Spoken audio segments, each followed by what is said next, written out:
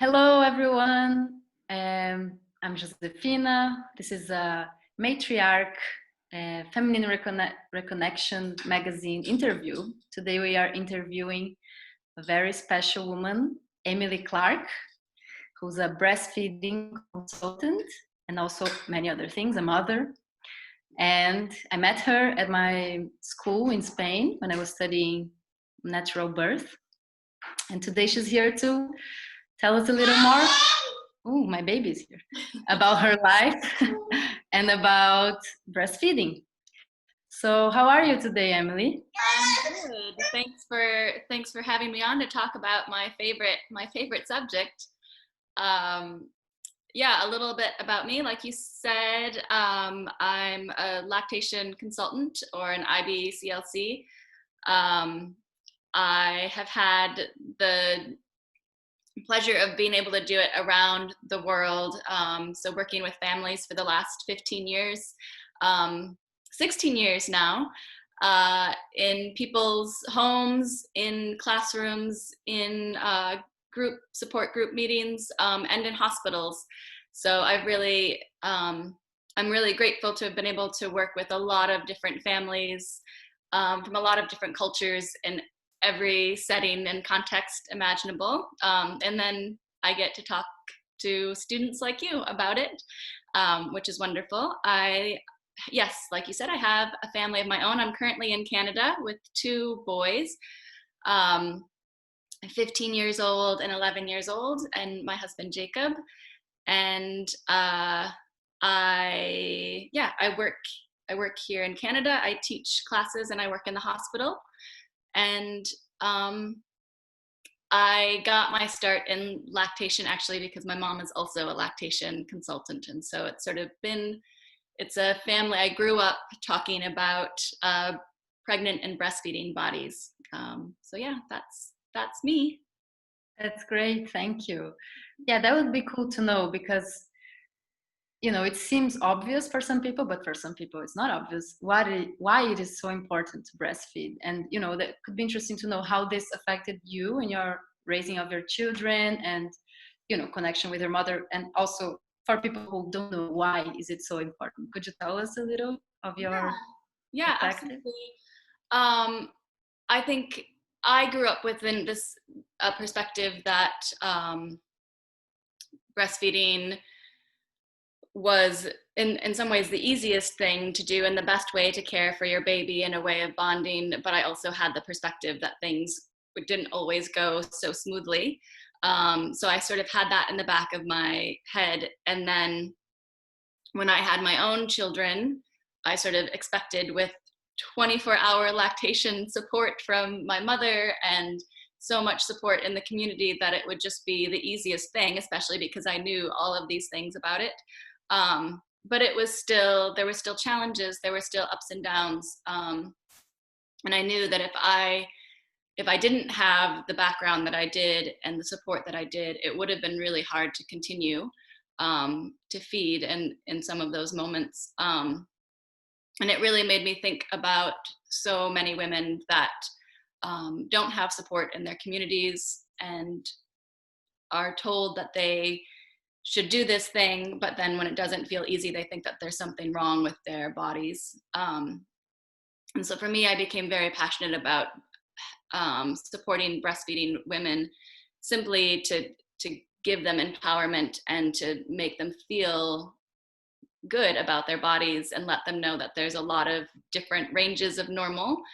And that breastfeeding is really important, but it's a relationship. It's not a skill that you have to know right away. It's a relationship between you and your baby, and it can be really, really beautiful and really, really healthy for both of you.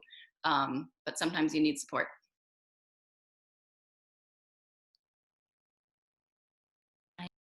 Nice. Thank you. I'm gonna bring up the questions that the girls were talking when I sent you first, the questions written from the group. One of them was asking about different phases, and sometimes the breast stops producing, and then the woman can think it's over. And how can changing? Maybe I don't think that would be like a linear you know, this is how it is here, this is how it is here, or is there? Yeah. Can you tell us a little bit about that?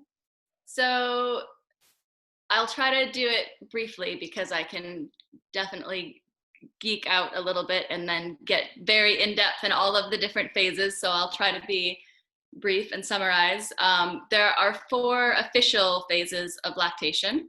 And then there are unofficial patterns that I see as a lactation consultant. And so I'll sort of explain that. So the first phase of lactation, of course, happens in pregnancy, when the hormones of your body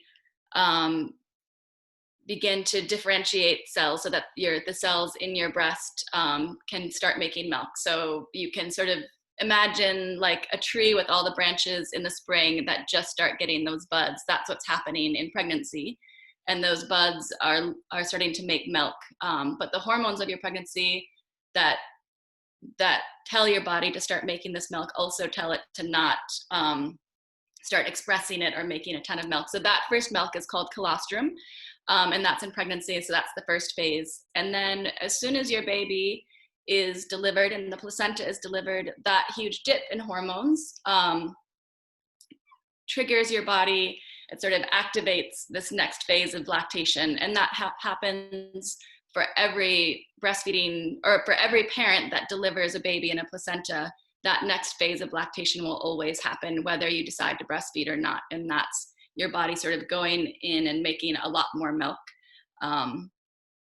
And so the second phase of lactation usually happens in those first like 3 to 5 days. And that's the peak, is when most women feel really, really full after their birth. And that's because that's sort of the height then of your body making a lot of milk.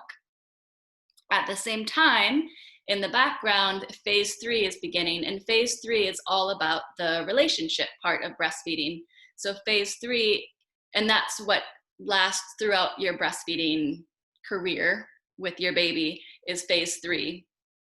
And that's the supply and demand part of breastfeeding.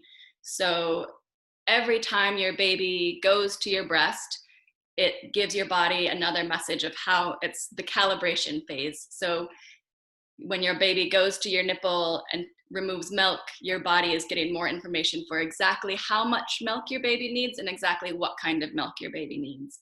And so phase 3 is all about the messages passing between your body and your baby.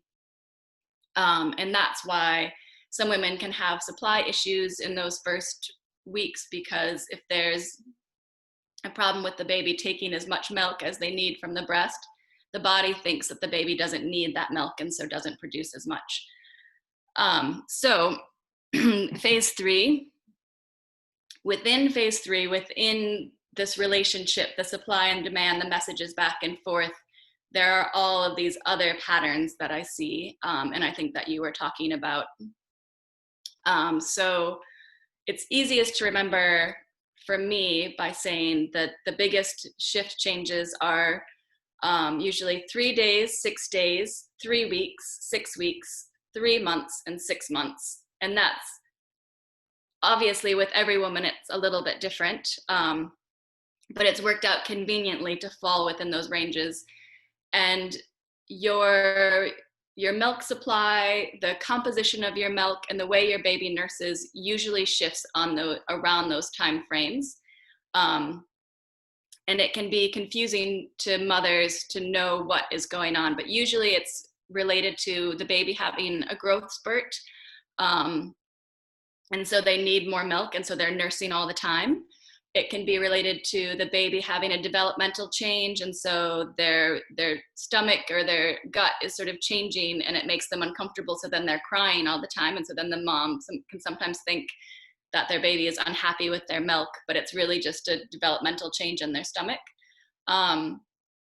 It can be related to mother's hormones, so when the breastfeeding parent's hormones can shift up and down at those different phases. And so then that can change the taste of the milk, and it can change supply.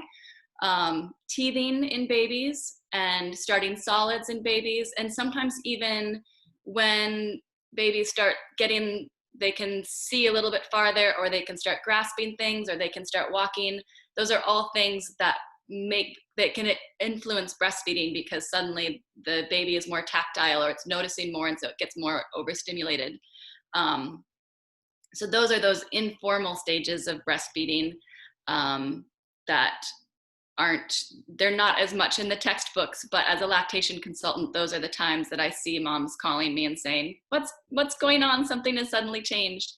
And then the final official stage is involution, which happens when milk is less and less milk is taken out of the breast, and so the body stops producing as much, and until it finally, those cells that were differentiated in pregnancy begin to die, and then you know your body is no longer making milk. And then that can sometimes, because where those cells and that ductal tissue once was, there's not anything. Women can feel like their once very full breasts feel a little bit emptier and maybe sag a little bit more. But that usually only lasts for as many months as it takes to get fat tissue back into the breasts where that ductal tissue used to be. So that was sort of a very long, rambling version of all of the different phases. But I can talk about any specific piece of that in more detail if you'd like. That's great, thank you. Well, there's the other question that my friend asked about one of her breasts stopped producing milk, but now I think the first time she was 6, the baby was 6 months, and the second time her next child was 9 months. And then one of the breasts stopped producing, the same breast, and now when she presses it, it comes out a colostrum type of milk, like yellow and not so sweet, and she doesn't know why. Yeah, so it sounds like, involution is happening in that breast, because then it would be mostly just colostrum. So 2 different things. One thing is that's very normal is for women to produce more milk in one breast than the other. Just physiologically, some breast tissue has more ductal tissue. It's also very common for a baby to prefer one breast over the other. Sometimes for them it's physiological, like one breast is more comfortable, or if there's one breast that produces more, then they like that breast more, and so that can also cause some lopsidedness in terms of supply. But a true involution of just one side, and the baby is nursing normally from both sides, that's actually something that's fairly rare. And we don't have, and I haven't come across it, and we don't have an easy answer for it. But from what I know about anatomy and physiology, I would suggest, especially because it happened with both of her babies, I would suggest or theorize that there's something in that particular breast tissue that makes it a little bit more prone to, or sensitive to, cyclical changes. And so when she has a hormone rise in estrogen or progesterone, it might be that it triggers involution in that breast. The reason for that could be something that happened in her hormonal development. It could be just something physiologically occurring in her breast right now, but really without asking a lot more in-depth questions. And I would, because it's a really interesting thing, especially that it's happened. If it had happened with just one baby, I would have probably said it's the way that the baby is nursing on that breast, or something about that breast and that relationship. But the fact that it's happened with both babies, I'd be really curious what's happening on a hormonal and a cellular level in that breast, and just doing some more investigating. So not a clear answer, because it's a unique case. Of course, yeah. Thank you, great. That's cool. I don't know, I think I'm gonna just bring up the last kind of subject I was thinking of opening up, that is the situation we're living now of quarantine. And if you have any tips, you know, the connections of breastfeeding and health, you know, because I've been like total freestyle with my baby. I just let her drink as much as she can. And she loves it, and she's having so many teeth now, so like she's, you know, she's enjoying it, and I am too, because I love to breastfeed. So I don't know, would you like to say something about this? Does it something come up when I bring the subjects? Yeah, I mean, I think as in all things, it can be the opportunity for a really, really positive time with your child. And really what the quarantine is sort of forcing us to do is, be more free and be it enables us to nurse on demand. And sometimes the things that are the hardest with breastfeeding is just fitting breastfeeding in with normal day-to-day life. Like, it is not easy to do natural physiological breastfeeding when you have schedules and you are constantly forced to wear a bra, and you have a schedule that doesn't fit with a baby, a newborn baby, or a 6-month-old baby, or a year-old baby. It is working, and schedules are sometimes the hardest, that make breastfeeding the hardest. And so this quarantine, I guess, offers an opportunity, but it also it can increase the struggle for some moms, because also what women or any breastfeeding parent can struggle with is isolation and a loss of connection, and a loss of their community, and a loss of identity.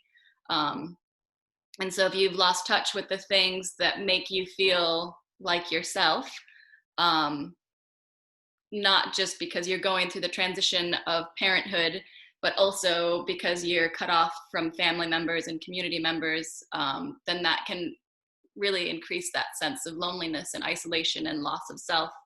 And so there's the good and the bad. And so what I would encourage women to do is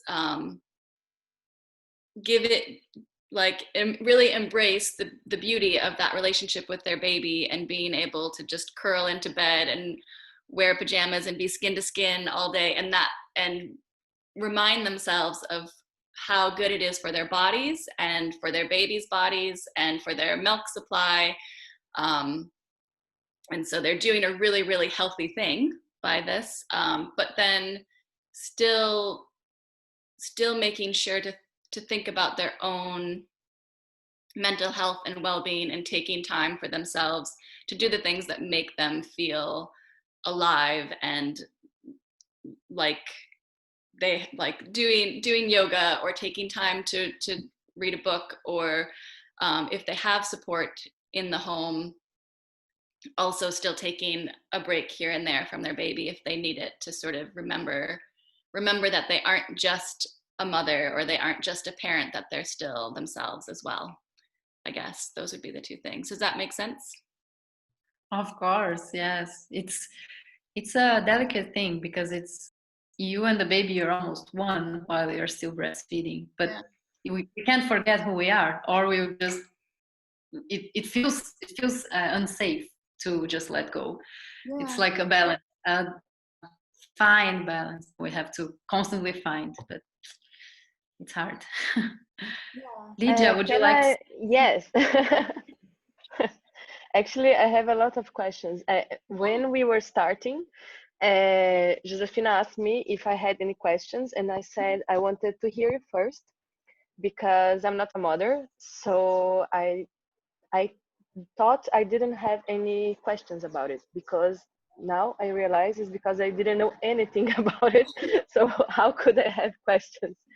And the first question that came to my mind, it's about this exactly, because we talk about sexual education, but could breastfeeding be included in sexual education? Or in school, for instance, I never heard any of this, of what you're saying now. And I know you are in Canada, etc. We are in Brazil. Probably it's different around the globe. But I want to ask you about this. If you think it's possible to include this, and how could we include this in the sexual education, and what age Should we start talking about it? How? Anyway, these things. Yeah, that's a great question. I wish that we would also include more. I think that I haven't been to a place in the world that includes breastfeeding in sex education, and even our education around childbirth and pregnancy. When that's included in sex education, it's like, it's with a lot of like, whatever you do, don't get pregnant sort of education. And I think that while it's important to teach about the responsibilities of having children, it would be so wonderful to see education that talks about why our bodies are the way that they are and the different functions, and also doesn't remove breastfeeding and pregnancy so far from sexuality, because I think that that's one of the hardest transitions for women, is they go from thinking of their breasts and their bodies as these very sexual things that can either be like a source of pleasure or objectified by the outside world.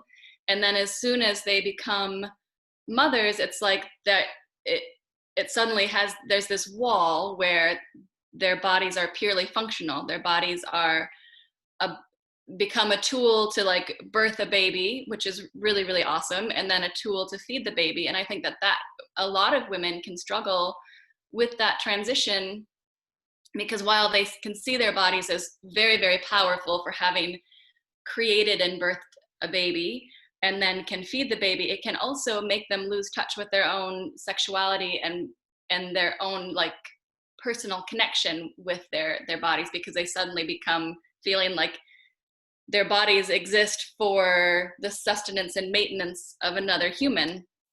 And to me, the sexuality of our bodies and their ability to create and give life is all connected and tied together. And again, we as mothers, we don't exist just to sustain and create our babies. I always go back to it. It's a relationship, and it's a gift that we give them, and it's a gift that they give us. And I personally feel like a lot of, for myself and for women that I work with, if you can go into it with that perspective, you come out of pregnancy and breastfeeding feeling more powerful and more like yourself, because you understand all of the things that your body can do. And I think that if in the school system we talk to both girls and boys about what our bodies are capable of and the choices that we can make with our bodies, and always frame it in the context of we're amazing creatures, that we can do all of these things, and never in the context of being afraid of our bodies, or like that there's different stages. Like, okay, girls, once you start having your period, you have to be scared of pregnancy. And once you're pregnant, you need to no longer be yourself, because then you're a mother. And we tell boys that women's bodies are objects that could potentially become filled up with a baby, and we tell boys that women's bodies are either things to sexually desire or to create babies for us. And so there's always this disconnect instead of a continuity of just connection and beauty. But does that, Yeah. I tend to ramble, so I don't know if I No, it's really interesting. Everything is really, really interesting. The other question I had, it's thinking about the experience of a friend of mine. Mm-hmm. She had a baby and she breastfed him until he was, I think, 4 or 5, something like this. And I remember she was telling me that in the end, when the baby was a big baby already, people would look at her like very weirdly when she was feeding the baby. And this really get to me, because she was telling me, I don't know, he still wants to eat from my breast. I mean, I feed him other things also, but he wants and I want, so why should I stop? So I have, from this situation, I have 2 questions. First, until what age do you recommend breastfeeding, and how to deal with this society that looks at breastfeeding a big baby in like a weird, creepy, sometimes perverted thing? Yeah, so I don't encourage any end to breast. We know from research that there's never a bad health effect from breastfeeding. Breastfeeding is always healthy for you.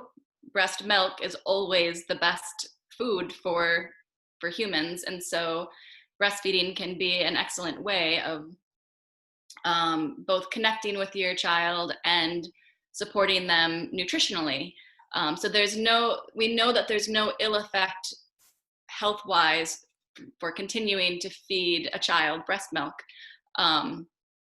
Women donate their breast milk to full-grown adults to help them with different diseases and illnesses. So of course, the milk that you produce for a 4-year-old or a 5-year-old child or a 7-year-old child is still good for them. The detriments that we do are exactly what you've talked about, which is social isolation and criticism, and for both child and mother, in terms of the society looking at them and saying this is wrong and weird and it makes me uncomfortable. And I think really the only way that we as a society don't do that is we get more used to it, and so that means more women end up breastfeeding in public and do it despite people thinking that it's weird, because typically whatever we see a lot and we get used to, we tend to finally accept. I don't know if that will happen in our lifetimes, but I also think it goes back to what you were asking before in terms of how we frame our body and sex education and how we talk about lactation, and not having, I think part of the problem again is those barriers of like breasts are food objects up until the moment they're sex objects, and that there's a very clear line with those things. And especially, I don't know how it is in Brazil, but certainly in the US and in Canada, there's a lot of there's a lot of modesty and a lot of nudity is not very common here, and it's embarrassing to even talk about breasts or show your breasts, unless of course it's in a more sexual way. So yeah, I don't know. I mean, I think it's all going to be, when I work with moms that are dealing with this, who are breastfeeding their children longer, I usually just say, the research shows us that it's still very beneficial for your baby. And then again, if the child still wants to nurse and the mother still wants to nurse, there's absolutely no problem with it. What typically happens is it's not even about the rest of the world, but maybe a partner or a close family member that feels really strongly against it. And that, I think, can be the hardest for moms, is when their immediate family is just not supportive of that relationship. Okay, thanks. I think these were my questions for now. Awesome. Good. Thank They're you. really good questions. Thanks. Good job, Lydia. What I'm studying now is Laura Gutman. She's an Argentinian therapist who works with mothers. And what she says is that breastfeeding, birth, pregnancy, this is all part of sexual life. This is all part of a woman's sexual life. And we tend to separate. And when we think in it in this way, it just gives total different, understanding of what's going on. You start to realize that it's a sexual thing to release milk. It's a nature's way of reproducing. It's nature's way of keeping life going. And this is it's so different to think like, or, oh no, I'm just a mother, I have to do this, that's how I am. No, it's part of the cycle. I like Laura Goodman, you said? Yeah, Gutman with T. Oh, Goodman. Yeah, I'll have to look that up. Yeah, even if you, when you study the anatomy and physiology of breastfeeding, you realize that the hormones are all the same. Like we need oxytocin to deliver the baby. We have oxytocin released during sex, and then we need oxytocin to contract the milk cells in the breast to bring the milk down and out. It's all oxytocin, which is a really feel-good hormone. So, and it's the hormone, that's we need for all of those big processes. So we're very lucky. We should enjoy so much oxytocin release as we breastfeed. Yeah. Well, that was great. Thank you, Emily. I think that's perfect for us. Anything else you would like to add, or was that good? Yeah, that's good for me. And feel free to follow up with any questions if, as you're looking at this video, you think that didn't make any sense. I'll follow up with her. Great. Yeah, you were being very, very available and super nice in this connection we're having. So thank you so much. Thanks a lot. It was nice to meet you, Emily. Yeah, it was really nice to meet you, and just so good to see you again. I missed your face, so I'm glad to see you again. Thank you. Lydia, just both of you should feel free to call or chat anytime with questions. I think your project is really awesome. I'm really excited to be part of it and to keep watching what you do. It's really exciting.